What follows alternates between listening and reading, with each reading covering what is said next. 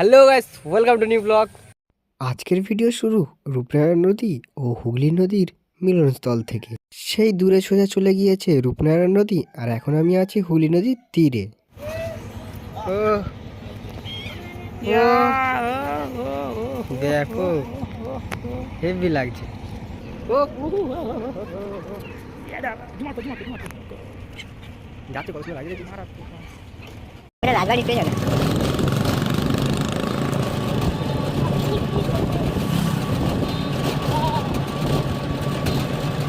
এই যে এসে গেছি। একটা নতুন দিনের নতুন একটা জায়গায় আবারও আমরা চলে এসেছি। আর আজকে আমার সাথে আছে আমার এই ফ্রেন্ডটা। তো একবার হাই করে দাও। সো আজকে আমরা দুজনেই এসেছি একটা ঐতিহাসিক জায়গায়। তো আজকে যেহেতু আমরা এসেছি একটা রাজবাড়ি, তো সবাই জানো যে রাজবাড়ির ইতিহাস, এর পেছনে একটা ইতিহাস থাকে, যেগুলো তোমাদের আস্তে আস্তে সব কিছু বলবো। আমাদের নেই কোনো দল, আমরা দুজনেই সম্বল, তাই তো আজকে ডেস্টিনেশন মহিষাদল। Let's go. আর রাজবাড়ির ভেতরে ভিডিও করা নিষেধ আছে, তো দেখবো কতটা কি ভিডিও করতে পারি। যদি করতে পারি তো দেখাবো, আর যদি না করতে পারি তাও যে কটা ছবি টবি তুলবো আমি সব কিছুই তোমাদের সাথে শেয়ার করব।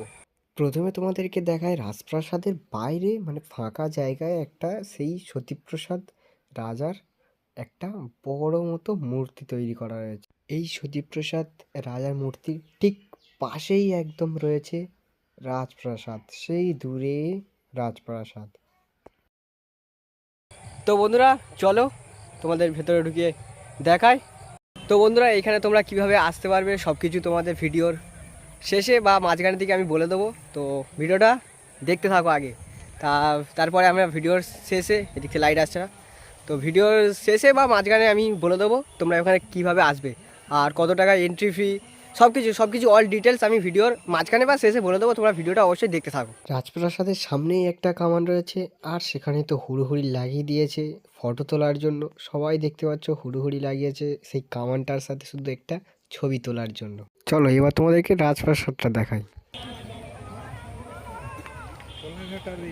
সামনে থেকে রাজপ্রাসাদটা ঠিক এই রকম লাগে, দেখতে মনে হয় নতুন করেছে, কিন্তু নয়, রং করেছে বলে নতুন লাগছে।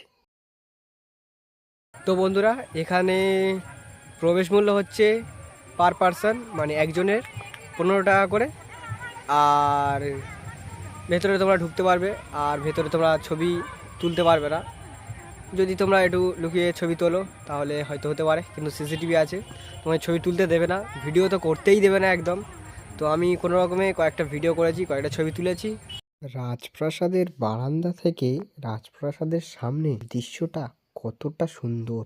প্রথমেই ঢুকে তোমরা দেখতে পাবে এখানে কয়েকটি সামনে কামান রাখা হয়েছে। কামানগুলো দেখে ভয় পাওয়ার কোনো দরকার নেই, কারণ কামানগুলোতে আগুন দেওয়ার মতো এখন আর কোনো লোকই নেই। কামানগুলো দেখে তো খুব ভালোই লাগছে, কিন্তু রং টং করে সব নতুন ঝকঝকে করে রেখেছে, কিন্তু আমরা সেই পুরোনো ফিলটা পাচ্ছি না। যেহেতু রাজপ্রাসাদটা দোতলা, তো এইখান থেকেই সেই রাজা সিঁড়ি বেয়ে ওপরের দিকে উঠতো, এটাই ছিল তার সিঁড়িঘর। সামনে রয়েছে একটা পালকি, যেহেতু পালকিটা রাজদরবারের ভেতরেই রয়েছে, তো তোমরা বুঝতেই পারছো রাজা এই পালকিটাতে চড়ে, মানে চেপে গোটা শহর ভ্রমণ করতেন। এই জিনিসটা আমি লক্ষ্য করে অনেকক্ষণ ধরে দেখছি, কিন্তু বুঝতেই পারছি না এই জিনিসটা আসলে কি। তোমরা যদি কেউ পারো তাহলে অবশ্যই কমেন্টে জানাও। সম্ভবত মনে হয় রাজা এই বাক্সতে হিরে মুক্তা সোনা গয়না রাখতো, আমার যেটা মনে হলো আর কি, কারণ এখানে লেখা নেই, আমি কি করে বলবো। এটা হচ্ছে রাজার গেমিং রুম, রাজা এখানে আসতো, গেম খেলতো আর মজা করতো। রাজপ্রাসাদের পেছনে ঠিক বড় বাগান, আম গাছ ভর্তি। সেখানে রাজপ্রাসাদের বারান্দার পেছনের দিকে কিছু মুহূর্ত, আর এর ভেতরে যে ঘরগুলো আছে রাজপ্রাসাদের, সেই ঘরগুলোর ভিডিও ছবি করতে দেয়নি, আর সেখানেই আসল জিনিসগুলো রয়েছে, রাজার ব্যবহৃত সমস্ত কিছু সেই ঘরগুলোতেই রয়েছে।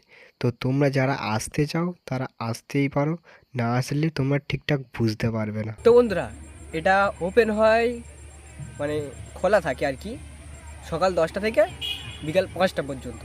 এবার তুমি যে কোনো সময় আসতে পারো। তো তোমরা আসবে কীভাবে?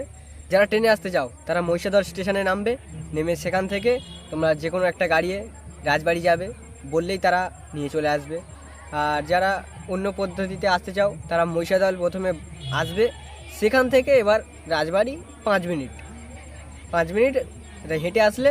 আর যদি তোমরা কোনো গাড়িতে আসো তাহলে সেখানে এবার তোমাদের কেমন নেবে সেটা তোমরা তোমাদের মতো করে আসতে পারো। সো গাইস, এখন আমরা একটা স্টেশনে আছি, আর স্টেশনটার নাম হচ্ছে সতীশ সামন্ত হল।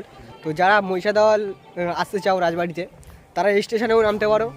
স্টেশনে নামলে হাওড়া থেকে যখন আসবে, তো এটা কাছাকাছি হবে, স্টেশনটা প্রথমেই পড়বে। স্টেশনে নামবে এখান থেকে 5 মিনিট, আর মহিষাদল স্টেশনে নামলে সেখান থেকে তোমাকে গাড়ি করে আসতে হবে, আর এখান থেকে হলে তুমি হেঁটে চলে যেতে পারবে। আমি এখনই জানলাম, তো সেটাও তোমাদেরকে শেয়ার করে দিলাম। সো বন্ধুরা, আজকের ভিডিওটা এই পর্যন্ত। তো কেমন লাগলো অবশ্যই কমেন্টে জানাবেন। যদি ভালো লেগে থাকে তাহলে অবশ্যই একটা লাইক করতে হবে, চ্যানেল নতুন হলে সাবস্ক্রাইব করতে হবে।